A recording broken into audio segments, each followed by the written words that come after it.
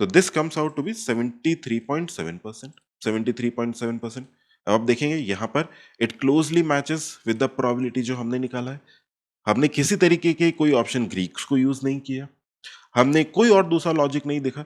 मैं आपको exact logic बता रहा हूं जिसके बेसिस पर ऑप्शंस के चेन या ऑप्शंस के प्राइसिंग होते हैं या प्रोबेबिलिटीज कैलकुलेट होते हैं। इमेजिन करिए दोस्तों, निफ्टी अभी 24,000 पर ट्रेड कर रहा है। अब आपका एनालिसिस बोलता है कि निफ्टी आने वाले कुछ टाइम में नीचे की तरफ जा सकता है, तो आप कोई एक कॉल ऑप्शन को शॉर्ट कर देते हैं। मान लीजिए आपने 24,200 का कॉल ऑप्शन शॉर्ट किया या 24,300 का कॉल ऑप्शन शॉर्ट किया। अब मेरा सवाल यह है, आप किसी भी स्ट्राइक को अगर सेल कर रहे हैं तो क्या चांसेस हैं कि वो जो स्ट्राइक है वो वर्थलेस एक्सपायर हो जाएगी? क्या चांसेस 40% है, क्या 50% है, क्या 80% है, 90% है?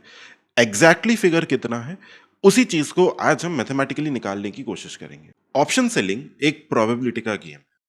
हर एक स्ट्राइक के साथ में एक प्रोबेबिलिटी जुड़ी हुई होती है।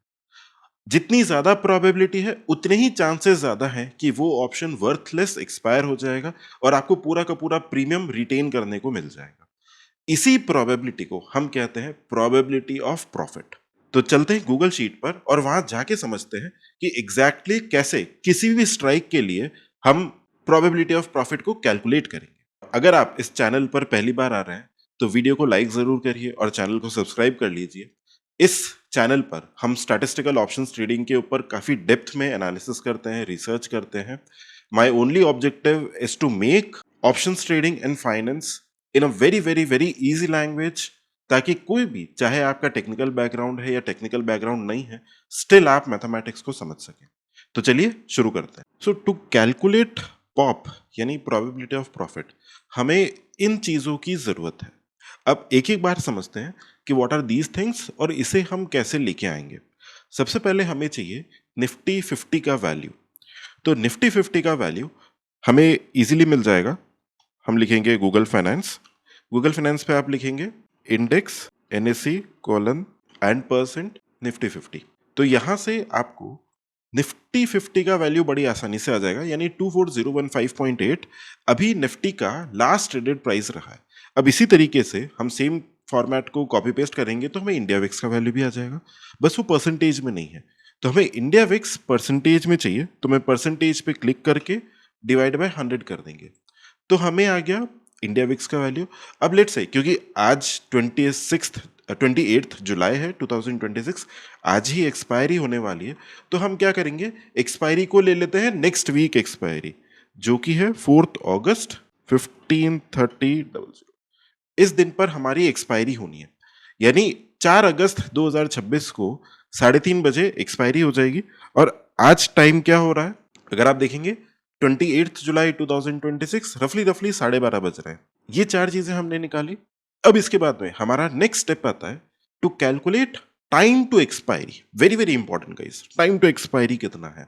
तो time to expiry is expiry days minus today, यानी हमारे पास में रफली रफली 7.125 डेज टू एक्सपायरी है।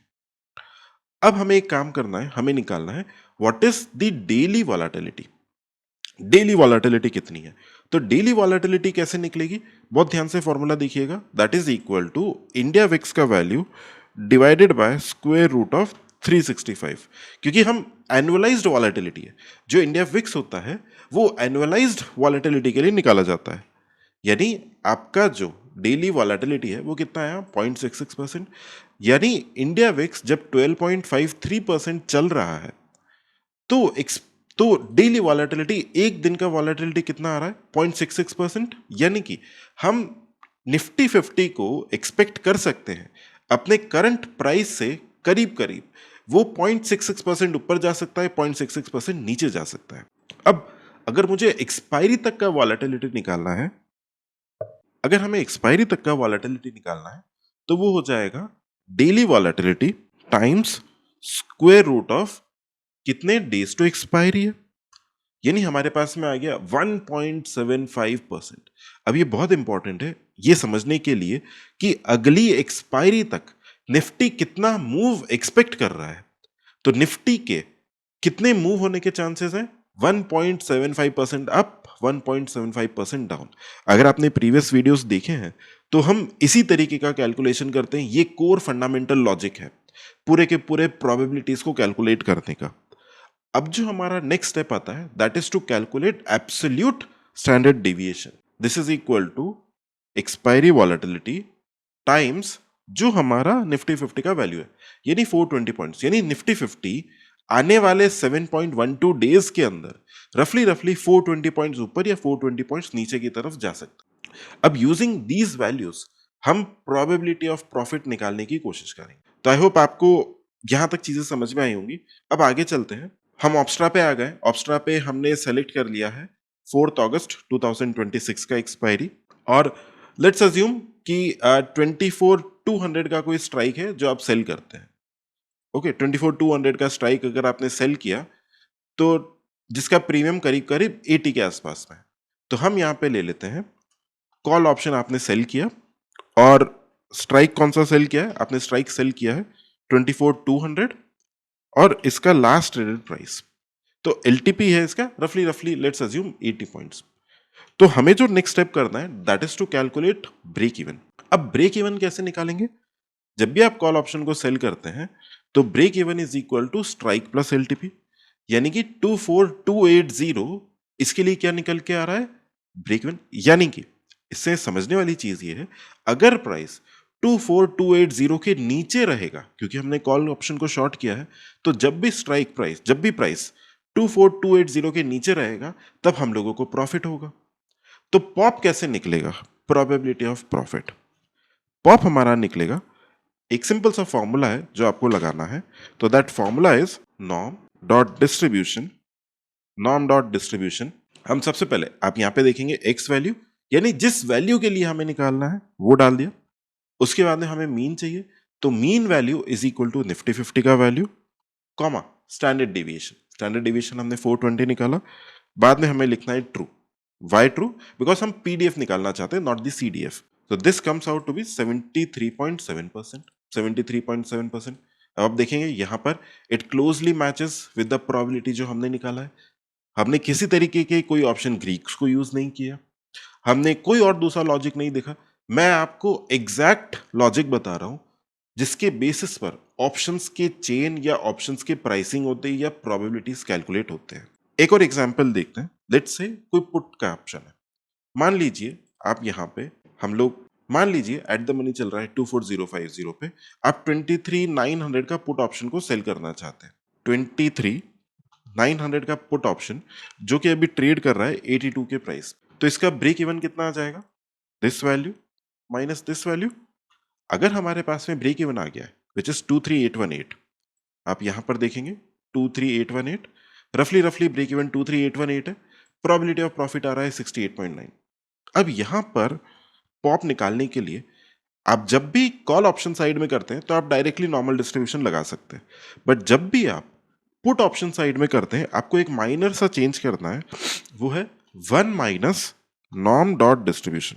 जब भी आप पुट साइड पे करेंगे आपको 1 माइनस करना है। This is equal to this value, comma mean हमारे लिए ये वैल्यू है, कॉमा स्टैंडर्ड डेविएशन जो 420 पॉइंट्स है, कॉमा TRUE ट्रू।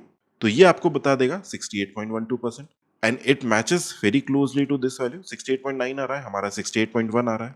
तो इस तरीके से चाहे आप किसी भी अगर आपको ये कॉमन चीजें समझ में आ रही है, जो बेसिक फंडामेंटल लॉजिक है ऑफ ऑप्शंस, अगर आपको ये समझ में आ रहा है, आप किसी भी स्ट्राइक का प्रोबेबिलिटी ऑफ प्रॉफिट निकाल सकते हैं। अब इस स्ट्राइक का मतलब ये हो रहा है, अगर आपने 23,900 का पुट ऑप्शन जो कि 4 अगस्त का है एट 82 पॉइंट्स, अगर आपने उसे सेल किया अभी आज के टाइम पे जस्ट एट दिस इंस्टेंट, तो उसके प्रॉफिट में क्लोज करने के चांसेस रफली 68% है। 68.1% चांसेस है कि वो जो स्ट्राइक है वो वर्थलेस एक्सपायर हो जाएगा। इसी तरीके से अगर आप प्रोबेबिलिटी ऑफ प्रॉफिट निकाल लेते हैं तो आप एक बहुत मेजर एज को क्वांटिफाई कर सकते हैं। अब मान लीजिए कोई एक स्ट्राइक है जिसका आपने प्रोबेबिलिटी ऑफ प्रॉफिट निकाला, वो आ रहा है 80%, और उसके लिए जो लास्ट ट्रेडेड प्राइस आया है वो करीब करीब आया लेट्स से 15 पॉइंट्स। अब आपने एक और स्ट्राइक निकाली, उसका विन रेट या प्रोबेबिलिटी ऑफ प्रॉफिट जो है वो आ रहा है लेट्स से 50%, बट वहां पे जो प्रीमियम है वो प्रीमियम आ रहा है कुछ 50 पॉइंट्स, तो कौन सी स्ट्राइक बेटर है? सिर्फ प्रोबेबिलिटी आपको कंप्लीट इमेज नहीं देता। तो कौन सी स्ट्राइक बेटर है उसको निकालने के लिए आपको एक्सपेक्टेड वैल्यू का कॉन्सेप्ट सीखना पड़ेगा। मैंने एक डेडिकेटेड वीडियो बना रखा है जिसके अंदर हमने एक्सपेक्टेड वैल्यू के कॉन्सेप्ट को बहुत डेप्थ में समझा है। तो आप वो वीडियो देखिए, आपको आगे की कहानी समझ में आ जाएगी। अगर आपको आज का ये वीडियो अच्छा लगा है या आपको कुछ नया सीखने को मिला है, तो वीडियो को लाइक ज़रूर करिए, अपने दोस्तों के साथ में शेयर करिए और इस चैनल को सब्सक्राइब ज़रूर करिए। मिलते हैं अगले वीडियो में। Till then everyone take care, bye bye.